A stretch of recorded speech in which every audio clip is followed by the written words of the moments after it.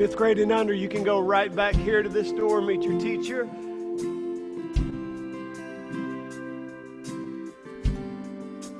Man, I love these guys right up here on stage. They do a splendid job week after week.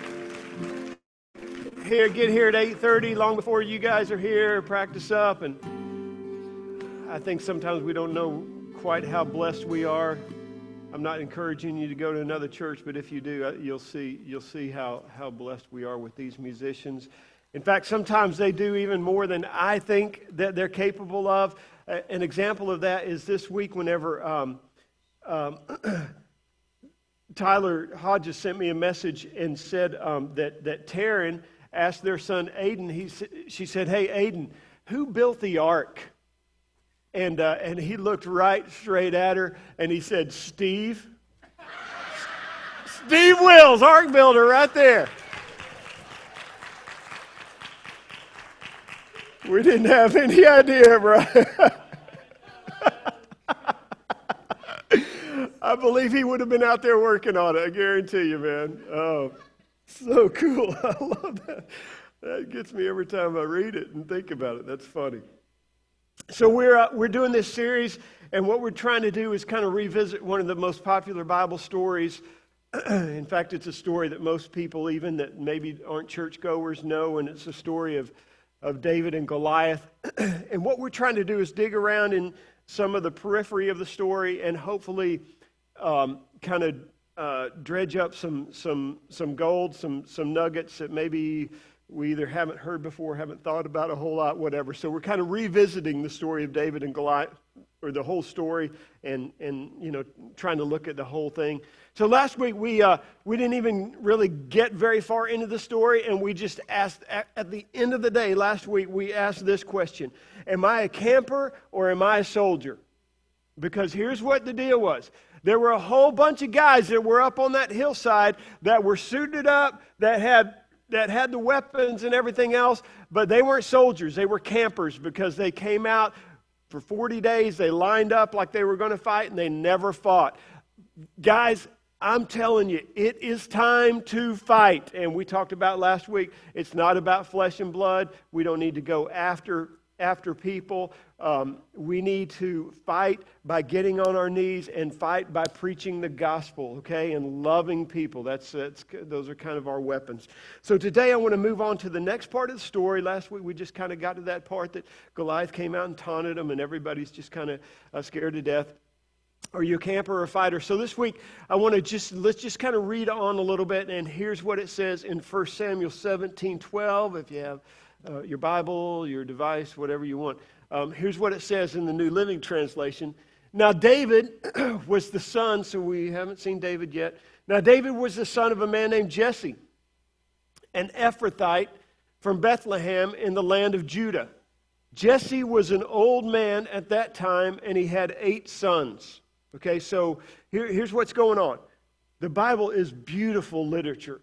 And what good literature does is before a character appears on the scene, they kind of get you ready for it. Okay, here's, hey, psst, here, this guy's coming, and here's a little background on him real quick. And so that's what the writer of 1 Samuel does. There's a new character coming, getting ready and so the author kind of sets up his interest by giving us just a little information about his family. So we find out that David is the son of Jesse, who is from Bethlehem of Judah, so he's of the tribe of Judah. We find out that Jesse is an old man and has how many sons? 8 sons, that's right. Here's what's interesting.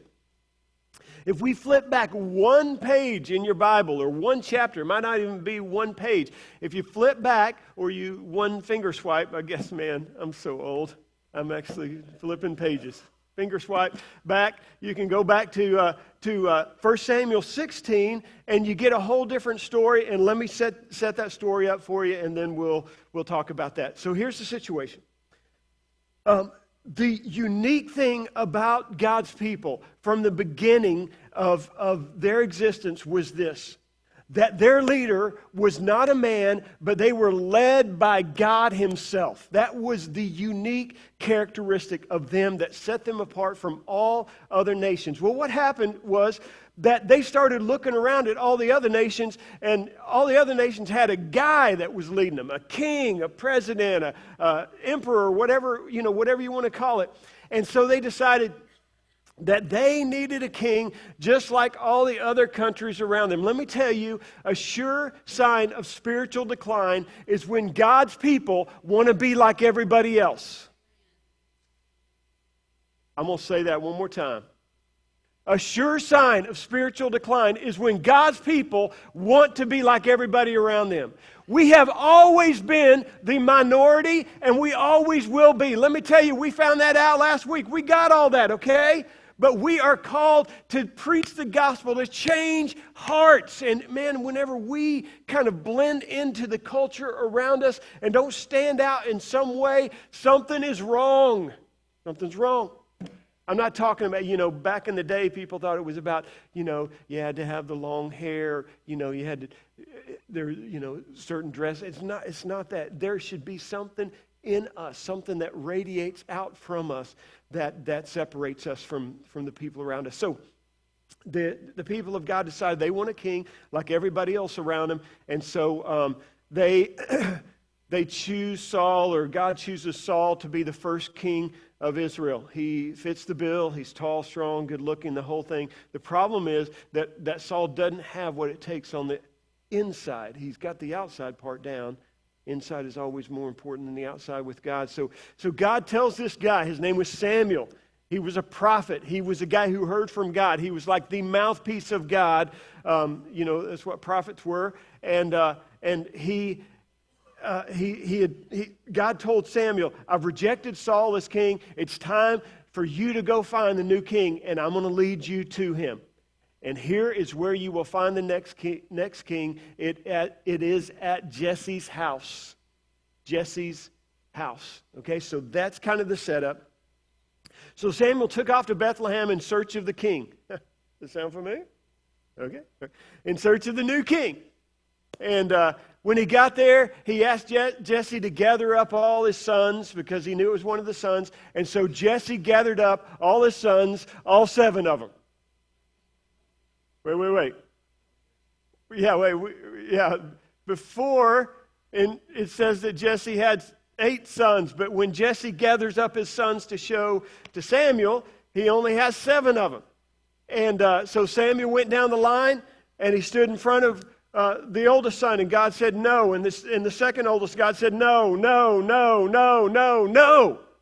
Bunch of no's. And now this is a little embarrassing for a prophet, because a prophet is supposed to hear from God. And, obviously, here's what I'm trying to think. I hope that when you read the Bible, that you try to put yourself in those people's shoes. If you're in Samuel's shoes right now, what have you done? You've asked Jesse to gather his sons, right? All the sons are sitting in there, are sitting in front of you. No, times 7, and all of a sudden you are doubting yourself. Samuel's going, did I really hear from God? Am I in the right place? What's going on? Maybe I missed it this time. So here's what might have happened at this point. This is just the Les Jones version. This isn't in the Bible. Maybe Samuel's about to pack it up and head home thinking, man, I didn't hear right. I missed it this time, when all of a sudden he hears this kind of, that kind of thing down deep in your heart. He hears this, ask him. Go ahead, ask him. Ask him. Go ahead. You know that thing down deep in your heart that God says, hey, do it, and it just keeps on like, you can't get away from it. Ask him. And at this point, maybe, I'm just throwing some stuff out. Maybe Samuel got in a little argument match with God and said something like, that's ridiculous. I'm not going to ask him. I'm not going to ask that. In fact, as a matter of fact, I already did ask that. I asked him to bring out his sons. You want me to ask again? Boy, I'm going to look stupid, man. I might even get punched in the mouth by this guy. But I guess, if you insist. So Samuel says, Jesse, hey, I know this is going to sound dumb.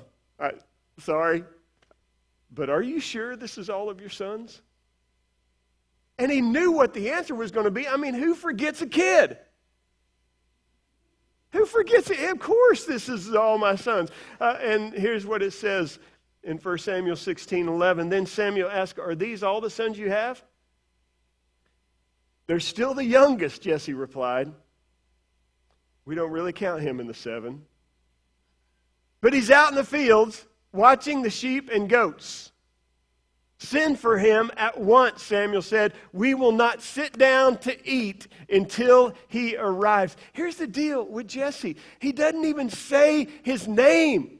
He doesn't even say, yeah, there's another guy by the name of David. He's my son. He just says, there's the youngest. He's out there with the sheep. He's out in the fields. In other words, I really don't know where he is. He's roaming the countryside somewhere with the sheep. And quite frankly, I don't really know if I want to go find him right now. Because let me just tell you this. Here's the truth. I don't think I'm ever going to preach a Father's Day message about Jesse, unless it's, what not to do. So while everybody else is kind of getting this once over for kingship, David is out shoveling sheep stuff, So at best, David is overlooked and ignored, and that's exactly what we're going to talk about today. What do we do when we feel overlooked and ignored? I want to talk today about the obscurity test. The obscurity test. I looked up the word obscurity. Let's bring up that definition if you can. Obscurity, there's a way to pronounce it if you can even figure out that second line. I don't know, but it's a noun, and here's what obscurity means. The state of being unknown, inconspicuous, or unimportant. The state of being unknown, inconspicuous, or unimportant. I'm sure that that's how David felt at this point. David, like all of us, wanted to be known. He wanted to be important. And yet everything in his life seems to point the other direction. And I think that that's because God was putting him through the obscurity test. The obscurity test. And I think there's a good chance that he'll put most of us through that same test, that place where we feel left alone and forgotten and really unimportant. And the question is, how are we going to respond during those times? So here's what I want you to do. I want you to get out a piece of paper, number 1 to 100. Just joking. Yeah, I don't see anybody moving. Thanks for doing that. Come on, trust your pastor. Just kidding. I don't have a bunch of questions. I just have a few questions that are on the obscurity test, and we're going to talk about them today. Here's the really good news. These questions are true, false. Yeah! You guys like that, right? I mean, it's so much better than essays or multiple choice, true or false. And so we're just going to go through a few questions on the obscurity test. Here's question number 1. I will give my all in my current situation. Go on down to number 1. I'll give my all in my current situation. Let's talk about David's assignment. David, he was watching sheep and goats. Truthfully, he was sent to do a job that nobody else wanted to do.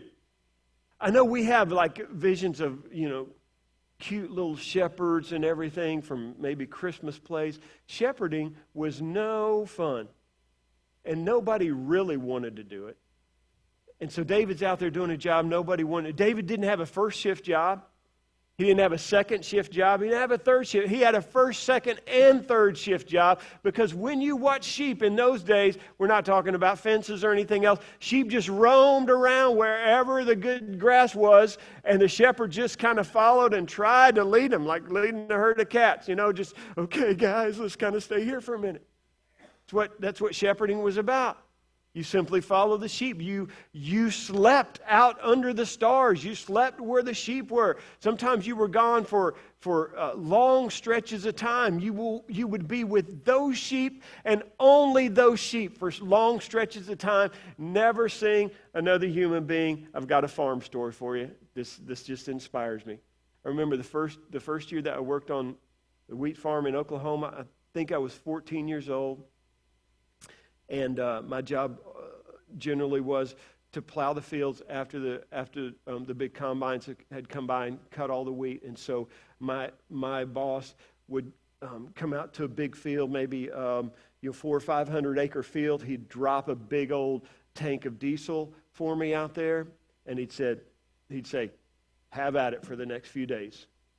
And I would go. I would plow those fields for 14, 15, 16 hours a day without ever seeing another human being.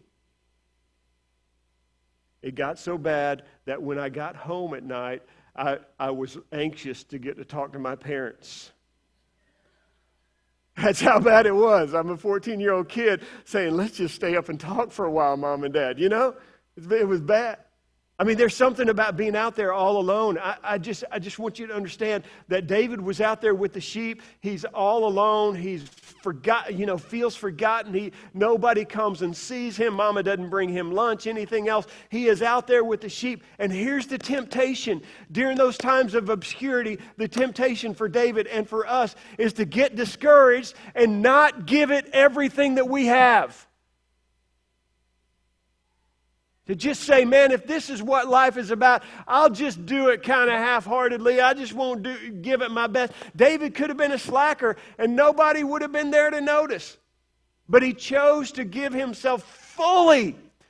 Listen, you need to hear this. To give yourself fully to your present position and your present assignment. Let me tell you this. I don't just preach this. I tried to do this back whenever I found...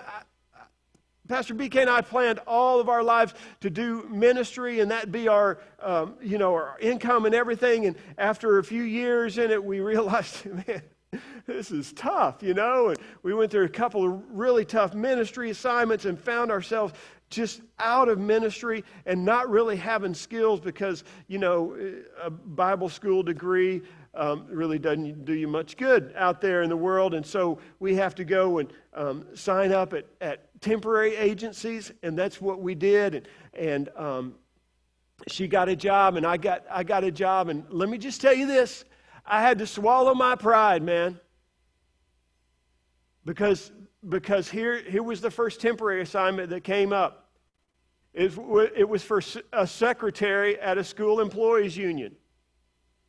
And I said, "I'll take it. I'll take it." And whoever the guy that was doing it, she was out, and so I got in that thing, and I just tell you, I just tried to give myself fully to that and really do everything I could. I've always been a really fast typer, and so type stuff up, and I had to file and everything else, and here's what happened at the end of 6 months. The assignment was over. It was kind of a temporary deal, and they said, "Man, we really like what you've done. We want to keep you on." And so I ended up typing up their entire annual meeting. They had this big meeting with all the people in arena, and they had to do motions and everything. So I sent them back in the back. I remember back in the back of their building, and I had this transcription thing. I'd have to type, and eventually they couldn't hire me full time. They wanted to. I went to another place, and I was like the person who answered the phones. I just want you to understand that this stuff isn't just stuff that I preach about. This is stuff that I've lived and I've tried to do. Give your all right where you are. Don't wait for God to drop something sweet in your lap, because He drops the sweetness in your lap as you are doing your very best right where you are.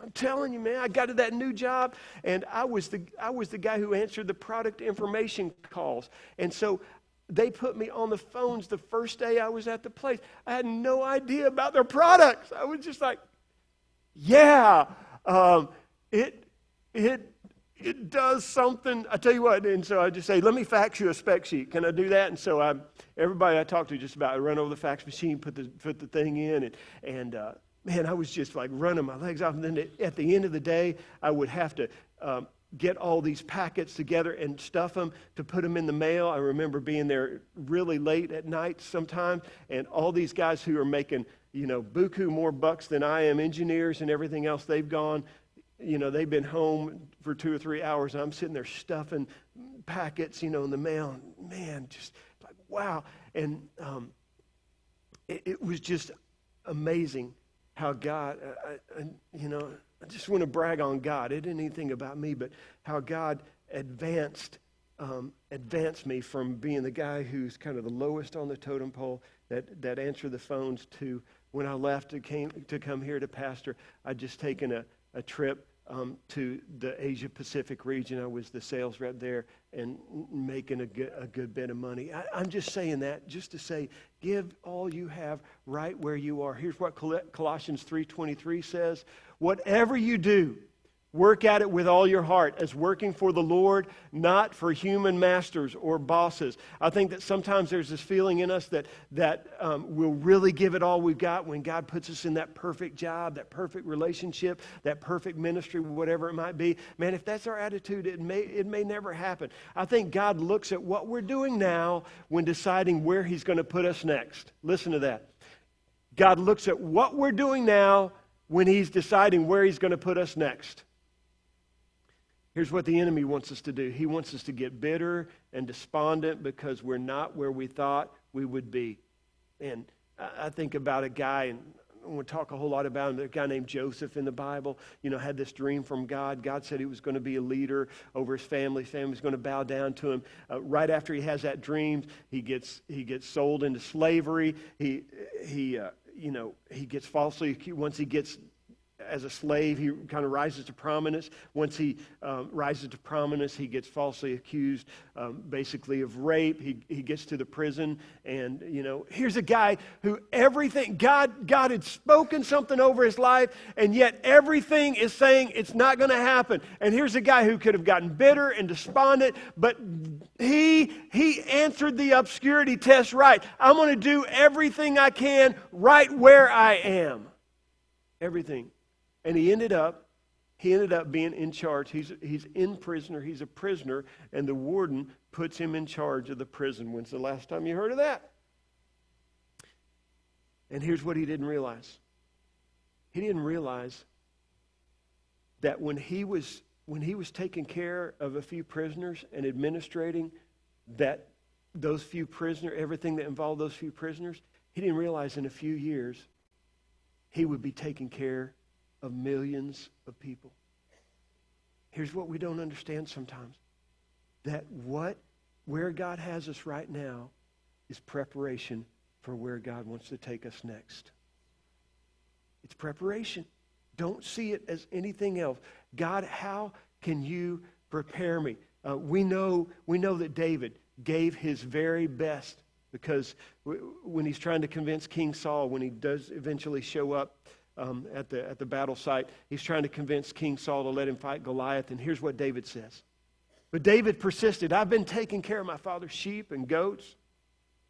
He said, when a lion or a bear comes to steal a lamb from the flock, I go after it with a club and rescue the lamb from its mouth. If the animal turns on me, I catch it by the jaw and club it to death.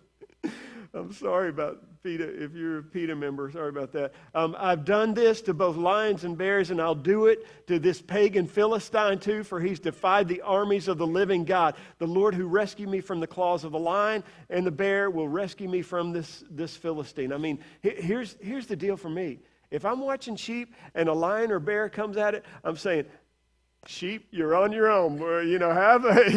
Sorry, man, you're right over there. At least let them get one, and then you can maybe get the rest of the flock out of there. But David said, no. God has put me here for a purpose, and that is to prepare me for something down the road. I don't even think, he didn't know that at the time, but he said, I'm going to do everything that I can right now to rescue that. I mean, I'm not going after a lion or bear with a club. I'm just not. Give me a gun, I might do it. At least fire a shot at him and then run. I don't know. But a club. David and Joseph, both of them didn't realize that when they were giving their all in their present position, God was watching and God was preparing them for their ultimate position. Maybe you don't realize that. Maybe you don't understand that somehow God is going to use, and I'm not saying it's tiptoe through the tulips. It's all great right now, but I'm saying God can use those things that you're learning right now for where he ultimately wants to get you to. So the question is, the obscurity test, when you feel forgotten and unimportant, the obscurity test is, am I going to give everything I've got right where I am? That's the test. Who knew that David's mastery of taking down lions and bears, which was a precursor for a much greater foe? So number one, I will give my all right where I am. Number two, second question on the obscurity test is this: I will leave the timing up to God. I'll leave the timing up to God. So we never talked about what happened once Samuel met David. We talked, he finally realized David was there. There was an eighth son, but we never talked about what happened. So here's what happens. So Jesse sent for David. And David comes, and it says in 1 Samuel 16, 12 and 13, it says, so Jesse sent for him. He's dark and handsome with beautiful eyes. And the Lord said, this is the one, anoint him. So as David stood there among his brothers, Samuel took the flask of olive oil he had brought and anointed David with the oil, and the Spirit of the Lord came powerfully upon David from that day on. Listen to that. The Spirit of the Lord came powerfully upon David. Then Samuel returned to Ramah. Wait, Samuel, where are you going? You're just going to dump this oil on me and take off?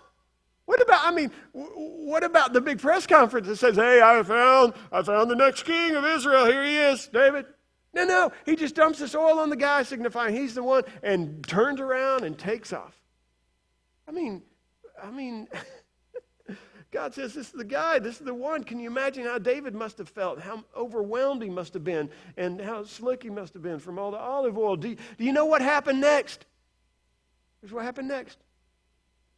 David got a call from the palace, at least next biblically. He got a call from the palace. He must have been thinking, oh, baby, this is it. This is my time. Everybody say, this is my time. This is my season. He's like, I knew it. I mean, it just happened, and they're calling me up there. They want to make me king. But this call wasn't his coronation as king. No, this call was his call to serve the king, to be his personal musician. See, here's what I think. I think before God makes you a king, God asks you to serve a king. Before God gets you to your destiny, God asks you, are you willing to serve somebody else and help get them to their destiny? Listen to me. Listen. So what happened? What the deal was, the call from the palace was that from time to time the king would get troubled. Let's just be honest. He would just really freak out. He'd get depressed and fearful, and so the king's servants thought it would be a good idea to find somebody who was a really good musician to play some soothing music, so when this happened, the king's mind would kind of be restored back to kind of a positive state of mind. So David got to do this. So here's what I want us to understand. This is so incredible. David got to see King Saul at his very worst. At his very worst. I mean, I'm thinking the guy might have been drooling from the mouth and everything. I mean, when you read about this guy, I mean, the longer into this he got, the kind of crazier he became. David, here's what I want you to understand. David could have blackmailed the king.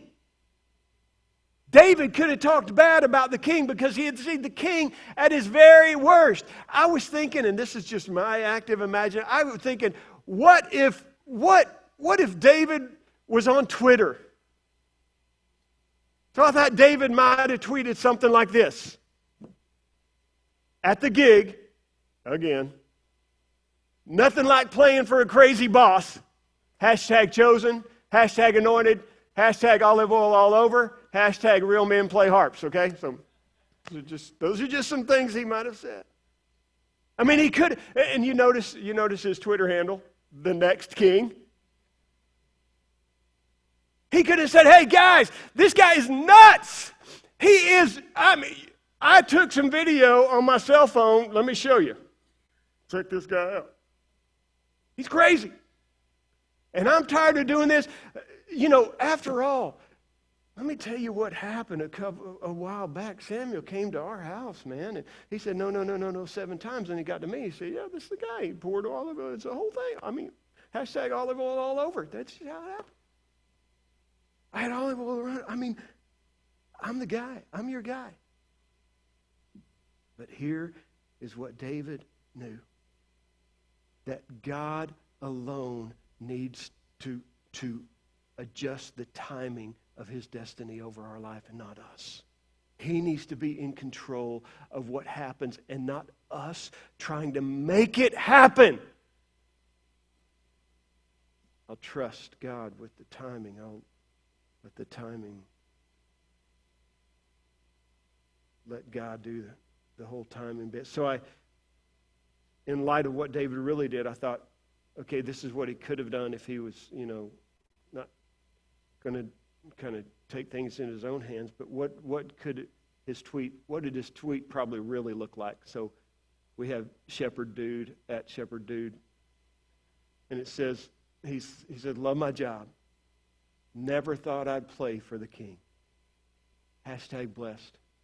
Hashtag thank you, Lord. Hashtag sheep love my songs. Hashtag Kings 2. Hashtag I heart liars. L-Y, it's an instrument. Okay, come on. Help me out there. I thought you guys would like that one a lot. Do you see the difference here? I mean, this is a guy that could have said, hey, this guy that I'm playing for, he's nuts. He's gone. I'm the next king. I'm the guy. God has told me so. Go ask Samuel. Go ask my brothers. I'm the guy. But he didn't. He chose to trust God's timing, and he considered never thought I'd ever get to play for a king. The temptation for David and for us is to try to squeeze God's plan to fit into our timetable. And let me just tell you this. God's plan before God's time equals disaster. Talk to a guy named Abraham about that. Some of you guys, you know what I'm talking about. God promised him a son, and Abraham said, I got the plan. Now, it's not happening quick enough. I tell you what, I'm going to just kind of, stick my finger in here a little bit. I'm going to kind of adjust it. And boy, it turned out bad. Kid's name is Ishmael. His descendants have been a thorn in the side of God's people since then. So here's what David was content to serve when he had a promise that he would eventually lead. Content to serve. Powerful principle. You want to lead? Start serving. But you know what? If David hadn't been willing to serve, we wouldn't have some of the most loved scriptures in all of the Bible. If he hadn't trusted God with the timing for his plan. See, Saul got crazy. I'm telling you, Saul got crazier and crazier until one day David went in to play for him and Saul threw a spear at him. I mean, dude, I'm just trying to help out. You didn't like the song? Okay, all right. You're not crazy about the lyre? I'll pick up the harp. That's good. It's all right. I don't know. He threw a spear at him. And here's what happened. David had to run from King Saul. In fact, David had to hide in caves from King Saul because he hunted him down like a dog. And here's what anybody in music knows. That the best songs come from the worst times. It's true. You want to write a hit song? Write it after your dog dies, or your wife walks out on you or something. You will plumb the depths of the human condition. Best songs come from the worst of time. And guess what? When David was hanging out in those caves and hiding from Saul, all because he wouldn't make himself number one, he wrote some incredible songs. And we have those incredible songs today. In fact, I want to read one of those songs to you. I wish I could sing it. I don't know, I don't know how he sang it exactly. But here's one of those songs that says, have mercy on me, O God, have mercy. I look to you for protection. I will hide beneath the shadow of your wings until the danger passes by. I cry out to God Most High to God who will fulfill, listen, who will fulfill his purpose for me. He will send help from the heavens to rescue me, disgracing those who hound me. My God will send forth his unfailing love and faithfulness. I'm surrounded by fierce lions who greedily devour human prey, whose teeth pierce like spears and arrows, and whose tongues cut like swords. Be exalted, O God, above the highest heavens. May your glory shine over all the earth. This is a song that he wrote while being chased. My enemies have set a trap for me. I'm weary from distress. They've dug a deep pit in my path, but they themselves have fallen into it. I love this. My heart is confident in you, O God. My heart is confident. No wonder I can sing your praises right here in this cave. Wake up, my heart. Wake up, O lyre and harp. I will wake the dawn with my song. Oh, man, it gives me. I will thank you, Lord, among all the people. There's going to be a day, God, I'm in a cave right now, but there's going to be a day when I stand before people and lead them in your praises. I will sing your praises among the nations. For your unfailing love is as high as the heavens. Your faithfulness reaches to the clouds. Be exalted, O God, above the highest heavens. May your glory shine over all the earth. If you read the first part, if you read what it says right under Psalm chapter 57, it says, when David was on the run from Saul. We have incredible, I'm telling you what, when you're going through a tough time, if you read that kind of gets me fired up, you know? And it's all because David said, God, I'm going to leave the timing in my life up to you. I'm not going to push it. I'm going to let you do it and not try to manipulate it on my own. If you're going through a tough time, maybe God's wanting to do something in you that will affect not just you, but generations to come. David had no idea that that little song that he wrote in that cave that day when he's being chased would be recited thousands of years later by people in Decatur, Alabama. God's timing is perfect. He hasn't forgotten you, forgotten about you or his plan for your life. Wait on him. Wait on him. So, David has been to the palace. He played for the king. He's hung out in caves. Do you know where David? You know what David was doing when he got his big break? Let me just read it to you. One day, Jesse said to David, "Take this basket of roasted grain and these 10 loaves of bread and carry them quickly to your brothers." His brothers are out standing on the hillside against Goliath.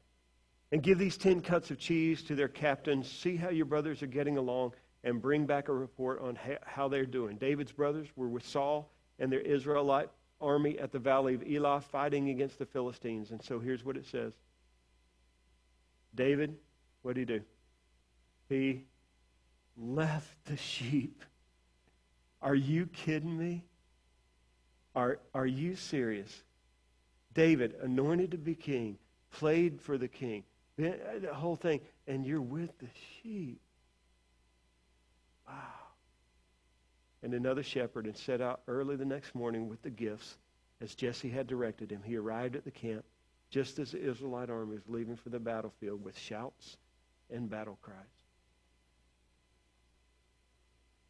I just love the fact that David is willing to go anywhere because he realizes God is not limited by proximity or geography or anything like that. You know, here's what I would tell you. You don't have to elbow your way to the top. Let me tell you, you don't have to, somehow spiff up your resume, maybe lie a little bit because you want that job. If God wants you to have that job, if your resume is on the bottom of the pile, he can make it happen.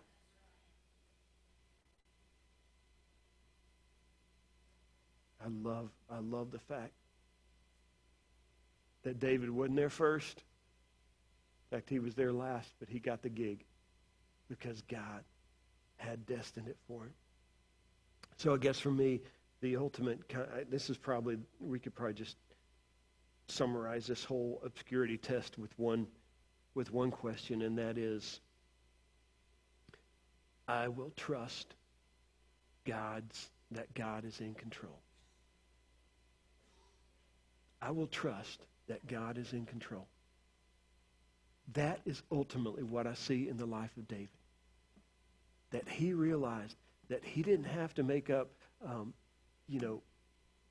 political signs, David for king, hand them out, run a big ad campaign. He knew what God had for him. And he knew that God would make it happen. But he was just really careful not to get in the way of God. And so here's the bottom line for us. When we kind of try to make things happen in our life and we kind of try to force God's hand, what we're really doing is we're answering false to that last question. I don't really know if you're in control or not, God. I don't really know. I don't know if you're going to provide for my family this time. I don't know all that.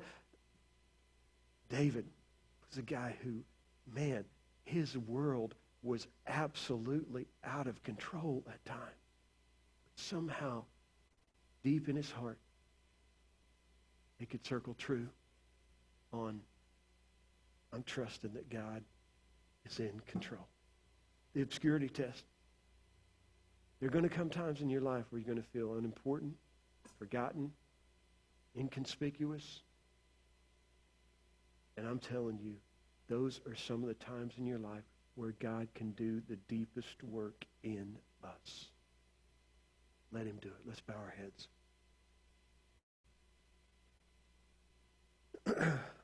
Lord, I'm so grateful for what's revealed in these couple of chapters about David.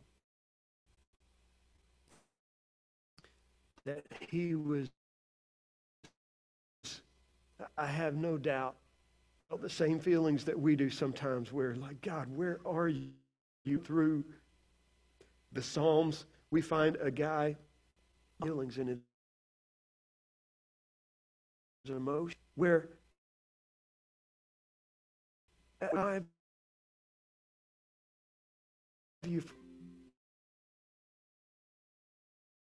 he just kind of, look, I'm trying to do this thing. I really need your help. I love that honesty. I just think you respond to that. I'll read through the song by saying, God, I don't get taught that you're good. And eventually, but, oh,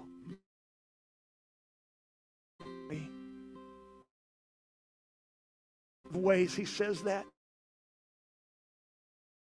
will take refuge, wings, or he might say,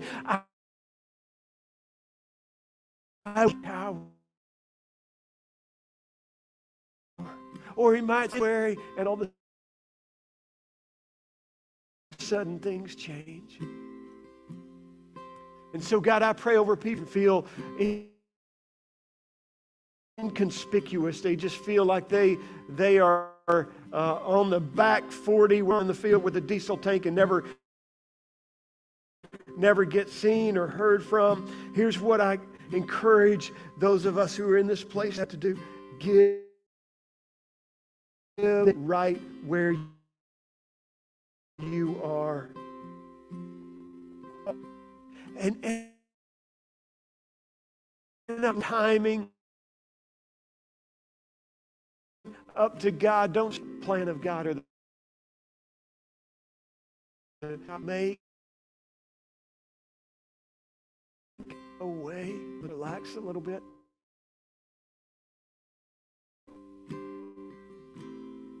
Because I really don't think you probably had it. I don't think you have a madman even go to your house anymore. David did. He was still able to say, God, am confident. My plan for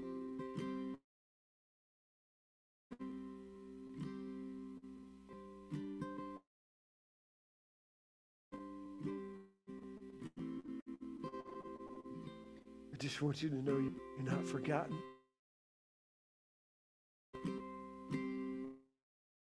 We're going through. I don't want to minimize it.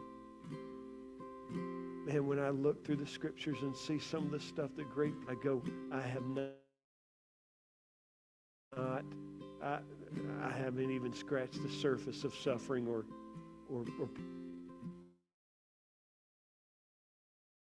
I want you to pass the obscure. I want all of us to say, God, lonely places in the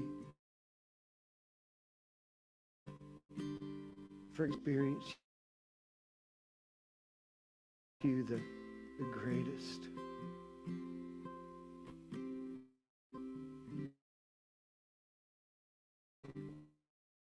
You are not forgotten.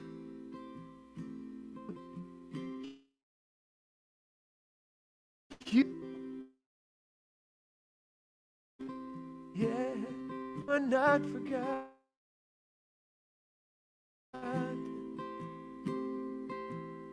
You have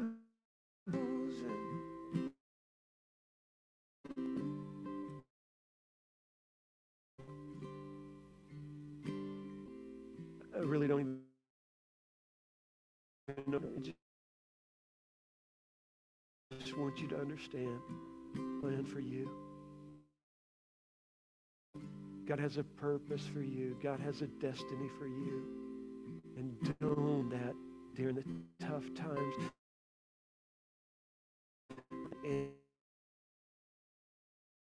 Ammunition that David was able to take Goliath down. Ammunition by killing the lion and the bear. God's for what he wants to do with you in the future. Let him prepare. Man. Have a great week, okay?